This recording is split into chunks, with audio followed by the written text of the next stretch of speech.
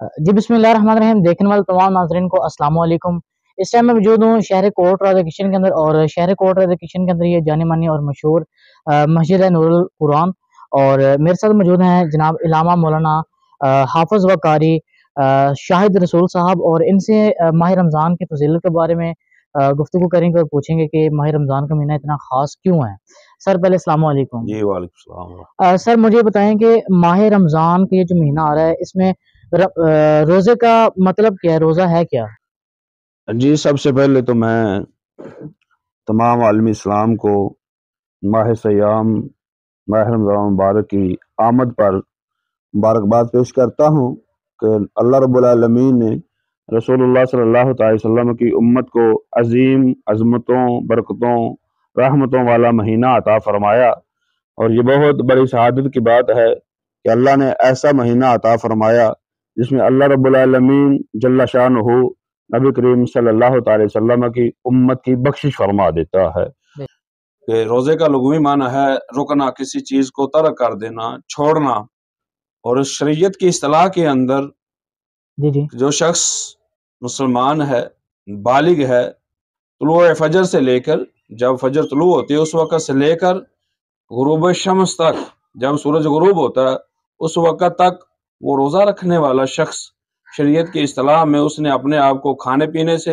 روکے رکھنا اور عمل زوجیہ سے جی روکے رکھنا، یہ روزہ ہے شریعت کے اندر۔ اچھا، اسی کے بارے میں کوئی حدیث یا روزے کے بارے میں کوئی بیان کی گئی ہو یا کوئی آئی ہو، یا قرآن مجید میں اس کے بارے میں کوئی ذکر ہو؟ جی روزے کی فرضیت کے بارے میں اللہ رب العالمین نے قرآن مجید فرقان حمید میں سورہ بقرہ شریف کی آیت ارشاد فرمائی، یا ایھا الذین آمنوا کتب علیکم الصیام کما کتب علی الذین من قبلکم لعلکم تتقون، اے ایمان والو تم پہ روزے فرض کیے گئے جیسا کہ تم سے پہلے لوگوں پر، امتوں پر روزے فرض کیے گئے، اس لیے لعلکم تتقون، تاکہ تم پرہیزگار بن جاؤ۔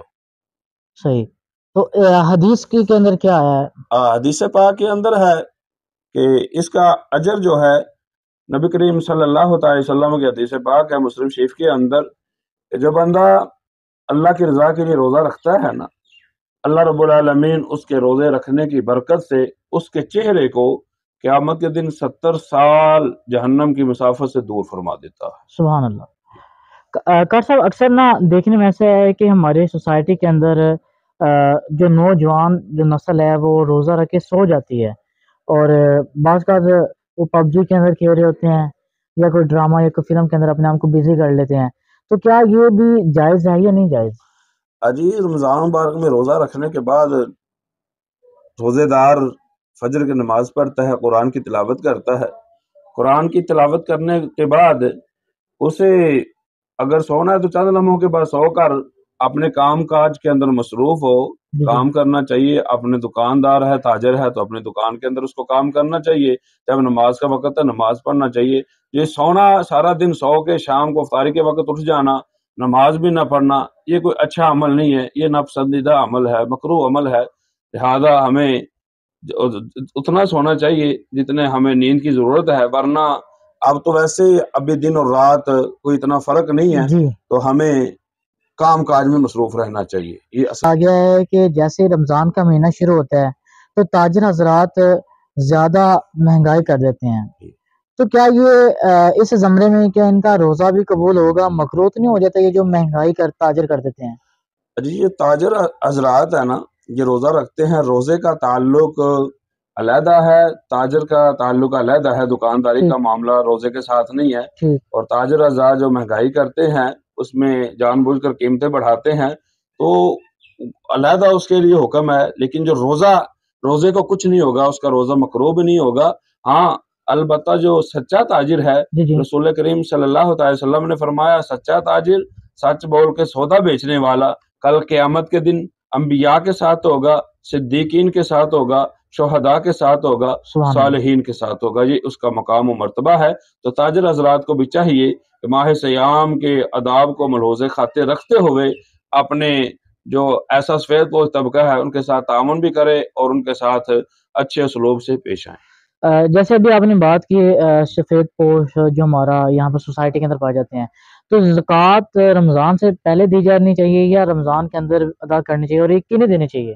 جی یہ زکوٰۃ کا معاملہ ہے تو یہ رجب المرجب کا جو مہینہ ہے نا، اس کے اندر زکوٰۃ کی فرضیت ثابت ہے۔ اس مہینے کے اندر وہ شعبان المعظم سے پہلے، یہ مہینہ شعبان المعظم کی آج 28 تاریخ ہو چکی ہے، تو اس سے پہلے جو مہینہ ماہ رجب گزرا، اس کے اندر زکوٰۃ کی فرضیت ثابت ہے، اس میں زکوٰۃ دینی چاہیے، تو یہ ضروری ہے وہ بھی اس کے علاوہ۔ اور رمضان کے اندر میں نے اکثر جو فطرانہ دینے کا جو عمل ہے وہ کتنے دینا چاہیے؟ وہ جی یہ صدقہ فطر ہے، تو یہ ماہ سیام کا جب پہلا روزہ ہوتا ہے اس وقت سے لے کر عید الفطر کی نماز پڑھنے سے پہلے یہ ادا کرنا چاہیے۔ تو صدقہ فطر آپ دیکھیں اپنے معاشرے میں، سماج میں، محلے کے اندر، گلی کے اندر ایسی بیوہ ہے جس کا کوئی کمانے والا نہیں، ایسے یتیم بچے ہیں جن کے سر پہ کوئی ہاتھ رکھنے والا نہیں، مسکین ہیں، بیوائیں ہیں، اور اس کے علاوہ یہ جو دینی مدارس ہیں اس کے اندر جو طلباء پردیس سے آتے ہیں، دوسرے علاقوں سے آتے ہیں پڑھنے کے لیے، تو وہ مدارس کے ساتھ بھی صدقہ فطر کے حوالے دینا چاہیے، غرباء کو دینا چاہیے، محلے میں بیوائیں ہیں ان کے ساتھ تعاون کرنا چاہیے۔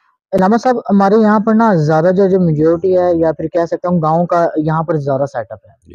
علامہ صاحب اگر کسی کے گھر میں اگر کوئی مسئلہ چل رہا ہے، مسائل ہیں، اگر اسے ساتھ والا ہمسایہ اگر نا واقف ہے تو اس حالت میں وہ روزہ رکھ لیتا ہے، تو کیا اس کا روزہ قبول ہوگا یا نہیں ہوگا؟ کیونکہ وہ تو اس کی پریشانی سے غافل ہے، پھر بھی روزہ رکھ کے بیٹھا ہوا ہے۔ نہیں، اگر وہ روزہ رکھتا ہے اس کو تو اجر ملے گا، ثواب ملے گا، لیکن جو ہمسایہ ہے اس کو تو علم ہونا چاہیے۔ وہ ہمسایہ کیا جس کو اپنے ہمسایہ کا علم نہیں کہ میرے ہمسایہ کے ساتھ، اور نبی کریم علیہ السلام نے فرمایا کہ وہ جو شخص وہ میرا امتی نہیں، جو میرا نہیں، جو اس کا ہمسایہ بھوکا سویا رہے اور دوسرے جو ساتھ والے وہ پیٹ بھر کے کھا لیں، تو اس سے بہتر ہے کہ ہمسایہ کا علم ہونا چاہیے۔ یہ حقوق ہیں جو معاشرے میں اسلام نے ہمیں دیے ہیں، ہمسایوں کے حقوق کو بھی ہمیں پورے کرنے چاہیے۔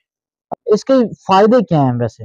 رمضان مبارک میں روزہ رکھتا ہے جو شخص، اس ایک تو وہ جو اس کو بیماری ہوتی ہیں، جتنی بھی جنم لیتی ہیں، روزہ رکھنے سے وہ بیماریاں ختم ہو جاتی ہیں، اور ہر چیز کی ہم مال سے زکوٰۃ دیتے ہیں، لیکن جو جسم کی زکوٰۃ ہے نا وہ روزہ ہے۔ ہم جب روزہ رکھ لیں گے ہمارے جسم کی زکوٰۃ نکل رہی ہوتی ہے، اور روزہ رکھنے سے بندہ تر و تازہ رہتا ہے، اللہ کی یاد میں رہتا ہے، اور جو شخص روزہ رکھتا ہے اس کی خوشبو اللہ رب العالمین کو مشک سے بھی زیادہ پسند ہوتی ہے۔ سبحان اللہ۔ قاری صاحب رمضان کے اس ببرکت مہینے میں اکثر مسائل رہتے ہیں، جیسے کہ کولی کر لینا، یا روزہ رکھ کے کولی کر کے مسواک کرنا، یا ٹوتھ پیسٹ کرنا، یا کوئی بھی ایسا عمل کرنا۔ مجھے یہ بتائیں کہ روزہ ٹوٹتا کس وجہ سے؟ کیا نام مسواک کرنے سے ٹوٹ جاتا ہے یا نہیں؟ جی مسواک سے روزہ نہیں ٹوٹتا، اور نہ ہی کلی کرنے سے روزہ ٹوٹتا ہے۔ ہاں اگر کوئی شخص غرارہ کرتا ہے تو غرارہ کرنے سے اس کا روزہ ٹوٹ جائے گا، اور اس کے ساتھ ساتھ اگر آنکھ میں وہ ڈراپ وغیرہ ڈالتا ہے وہ بھی، چونکہ اس کا تعلق آنکھ، ناک کا گلے کے ساتھ ہے، تو کان کا بھی، تو جب انسان بندہ مومن مسلمان وہ ڈراپ اگر آنکھ میں ڈالے گا تو وہ ڈراپ کی جو دوائی ہے وہ گلے میں جائے گی، اس سے بھی روزہ ٹوٹ جائے گا۔ اسی طرح کان کے اندر بھی کوئی چیز ڈالنے سے، تیل وغیرہ ڈالنے سے، تو وہ بھی روزہ ٹوٹ جائے گا۔ یہ جو ماہ رمضان کا مہینہ ہے یہ اصل میں ہمیں درس کس چیز کا دینا چاہتا ہے؟ یہ بتا، یہ کیا مقصد کیا تھا اس کا؟ جہاں ہم یہ روزہ رکھتے ہیں اللہ کی رضا کے لیے، رسول اللہ علیہ وسلم کی رضا کے لیے، اسی طرح ہم اللہ کو راضی کرتے ہیں، اللہ کے رسول صلی اللہ علیہ وسلم کو راضی کرتے ہیں۔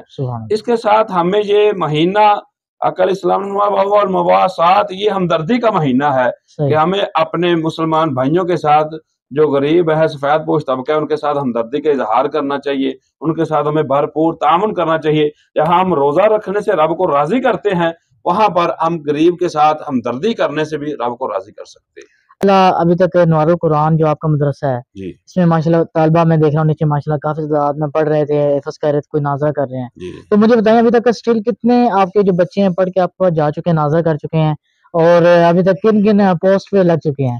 جی جامعہ نور القرآن الحمدللہ 2002 کے اندر یہ ادارہ قائم ہوا ہے۔ 2002 میں جامعہ نور القرآن کا آغاز ہوا شعبہ حفظ کا بچوں کا، تو اس وقت سے لے کر آج تک 195 طلباء نے قرآن مجید فرقان حمید کو اپنے سینے میں محفوظ کر لیا سبحان ہے، اللہ، سبحان اپنے اللہ، قرآن مجید کے نور سے اپنے سینوں کو منور کر لیا ہے۔ سبحان اللہ، اور طالبات ہیں اس میں بھی 80 کے قریب طالبات ایسی ہیں جنہوں نے قرآن مجید فرقان حمید کو اپنے سینے میں قرآن مجید کے نور سے اپنے سینوں کو مزین کر لیا ہے۔ ماشاء اور اس اللہ، کے ساتھ ساتھ جامعہ نور القرآن شب و روز دین متین کی خدمت میں مصروف ہے، اور اس کے طلباء جو ہیں چائنا تک جو اس وقت وہ اپنی تعلیم حاصل کر رہے ہیں، کوئی درس نظامی کے شعبے میں ہے، کوئی تاجر برادری کے اندر وہ وہاں کام کر رہا ہے، کوئی انجینئر ہے، کوئی ماشاء اللہ، سرکاری سبحان جاب کر اللہ۔ رہا ہے۔ تو اس طرح جس طرح اللہ نے رزق لکھا ہے وہ اپنا کام میں مصروف ہے۔ یعنی کہ آپ ماشاءاللہ دین کی خدمت تو کر رہے ہیں اسٹل، اس کے علاوہ آپ کی مصروفیت کیا ہیں؟ میری مصروفیات ایسے جامعہ نور القرآن کے اندر میں جب سے آیا ہوں، ایک تو شعبہ ہے طلباء جو ہیں حفظ القرآن وہ بچوں کو ہم پڑھا رہے ہیں، جی جی اس کے ساتھ مسجد نور جامعہ مسجد نور شہر کی مرکزی مسجد ہے، جی اس میں ہم امامت کے فرائض سر انجام دے رہے ہیں۔ اس کے ساتھ ساتھ خطیب جو خطاب کرنا ہوتا ہے، جمعہ وغیرہ پڑھانا ہوتا ہے، اس کے علاوہ جو بڑے بڑے دن آتے ہیں اس میں جو تقریر آقا علیہ السلام کے احادیث طیبہ کو بیان کیا جاتا ہے۔ اس کے علاوہ یہی ادارے کے اندر مصروفیات ہیں جو ہم جاری و ساری ہے، اور اللہ تعالی ہماری کاوشوں کو قبول فرمائے، اس ادارے کو دن دگنی رات چوگنی ترقی عطا فرمائے۔ آمین۔ ایک خواہش جو آپ کہتے ہیں کہ یار یہ میری خواہش رہ گئی ہے، کاش یہ بھی پوری ہو جاتی۔